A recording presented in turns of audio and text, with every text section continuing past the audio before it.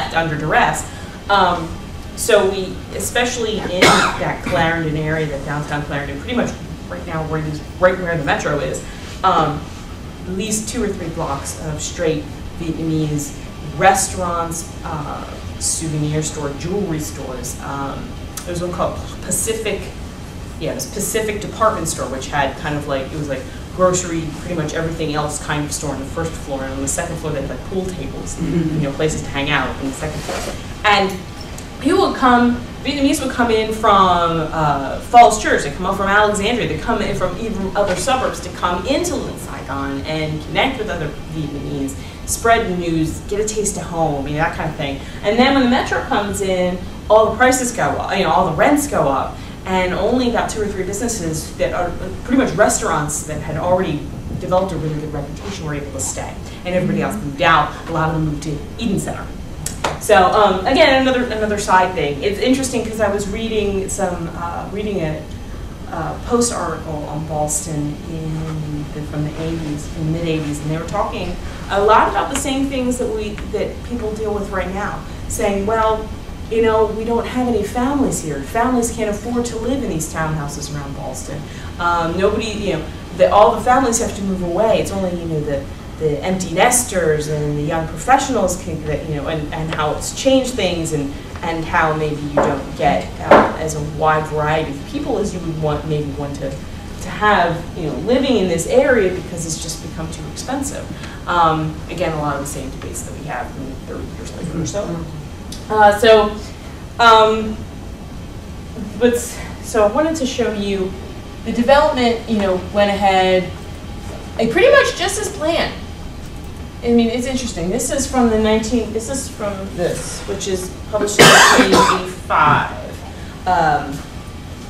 The Metro Station Area Profile. There was a lot of publications that the county put out about how this was progressing, this kind of stuff was progressing. As you can see, here's the Metro, and exactly what they wanted. Park, library, GMU, this Virginia Square Shopping Center soon became the FDIC Training Center. Maury Art School, Maury Park.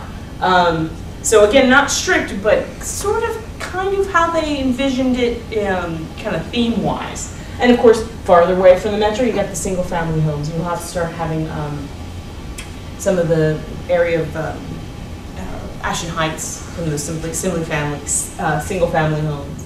You have the Pollard Street, the Pollard Garden Apartments, which were put in the 40s, which in many instances were used as low-income housing. As you can see, the lines, this is the official Virginia Square station area. Washington Boulevard, Quincy, 5th Street North, and North Jackson Street. So this is kind of like your little area. Now what's interesting is their intention was, oh yeah, so by the spring of '89, this was published in '85, by the spring of '89, the corridor as a whole had 14.3 million square feet of new office space and 9,452 residential units built or under construction. And of course, it just has kept going, has kept going, has kept going. They had, this is pretty cool. Where did I put that? Oh, here we go. Fairfax, and this is some of the other plans. I mean, as you can decide how well they've actually fulfilled their plans. They said that Fairfax Drive, pretty much from Clarendon to Ballston, was supposed to have a boulevard concept, delineates, so it delineates especially the Ballston metro area from the residential areas north of Fairfax Drive, with trees lining the street and in the median, which we could kind of see from when you had that photograph, more aerial photograph of Ballston. You said when one of the buildings had just been built, and you could see the trees down the median.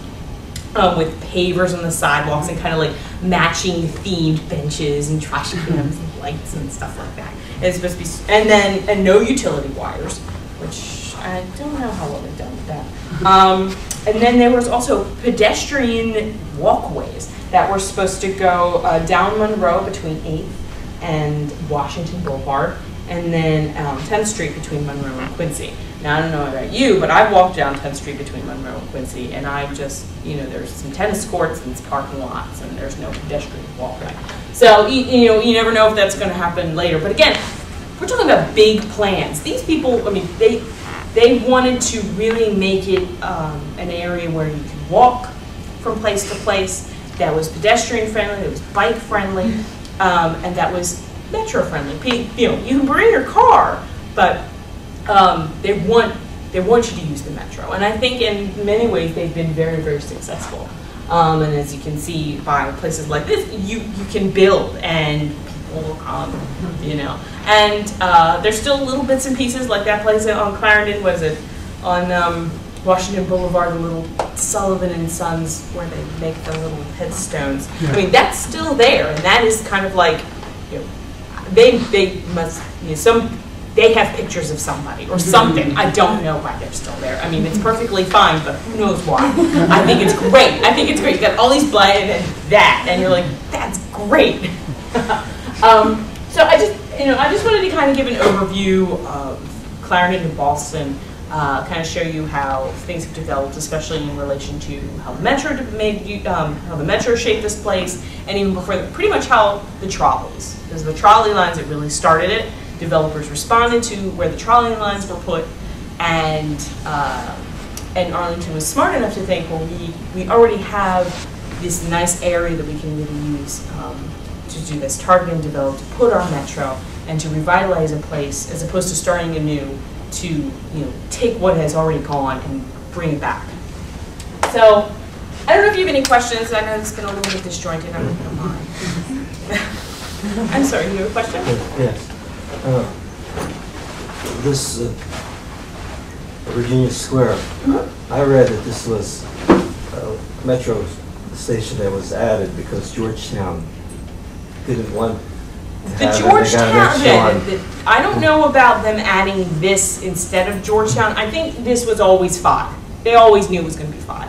There were some people who protested and wanted it to be 4. They didn't want as many. The Georgetown thing is a totally unrelated thing. If you read the Schrade book, he goes into a lot of about. Part of it was, you know, it didn't really seem to fit, especially since if Metro's real intent was to bring commuters in, they didn't need to bring commuters into Georgetown, nor did they need to take commuters from Georgetown into the heart of you know, downtown.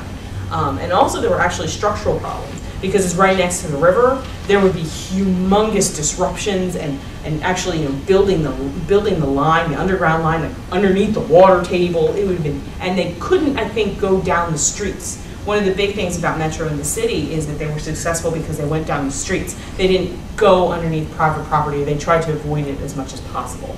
So I don't think they were related. I think it was always 5. I guess really my underlying question